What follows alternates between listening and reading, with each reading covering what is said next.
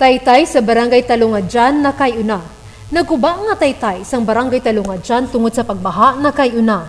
Ini pinaagi sa bayanihan sa mga pumuluyo kag sa bulig sang punong barangay Honorable Lito Subibe kag iya mga kagawad.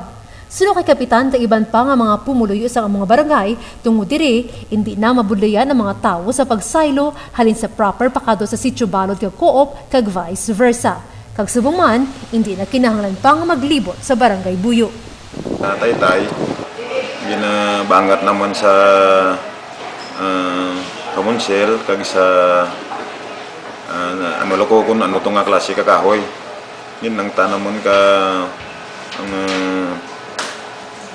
kabilya magtimbang bali 16 sa kabilya tapos ladlad naman kag iplastar ang running board. Tapos daw medyo kuan nga style lang daw Suwaniko bridge para nga ang persa ka taytay nagabutungay.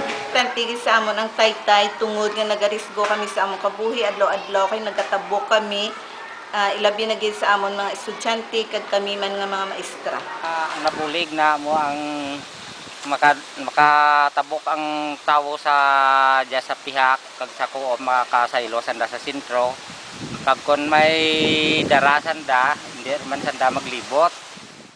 Agud nga di naliwat maeksperiensyahan sa mga pumuluyo ang liwat-liwat nga paguba sa gilang taytay sa tion nga malain ang panahon, inabinagid kung magbaha, ang munisipalidad ang nagproponer nga mapahimo sang hanging bridge sa Barangay Talungadyan.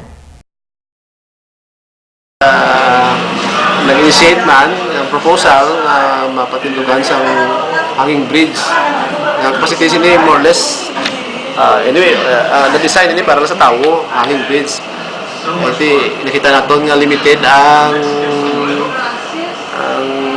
pangitaan naton sa funding source. So, gin-design naton nga more or less masarangan. If ever, may pangayoan kita sa funding. So, ini nga bridge, more or less, mga 7M to 10 million ang madangatan sa iya nga estimate na fund. So, isa pa mayor kung di niya pangitaan. Pero ara na naka-initiate na kami. Tayo mo yung plano. Hulat na lang kami if ever may fund. Anytime, i-implement na ito. Kaya naman lang natin nga importante para sa Barangay Talungadyan.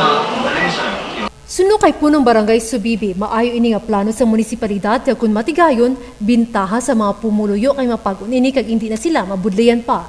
Kintugang pa niya nga siya nga nagapasalamat sa bulig kag suporta sa mga pumuluyo kag sang iya mga kagawad. Pasalamat yun no sa mga councilman nga nag-support sa pagkayad ka aton nga taytay kag sa pumuluyo nga nagtao man ka gamay nga kantidad agad nga matigayon diya nga taytay natin ang hanging bridge proper to sitio ko pag balad kag sa tanan nga pumuluyo namin nga salamat. Sa tanan nga problema kinahanglan ang pagbuligay sang tagsa-tagsa kaysa pag-ugyon sang tanan mahapos ang pagsulbar sini. Bayanihan ang kinahanglan para ang kauswagan maangkon naton tanan. Taytay sa Barangay Talungadyan na kayuna. Upod kay June Matiling, Zoila Cordero, ILU, Santa Barbara.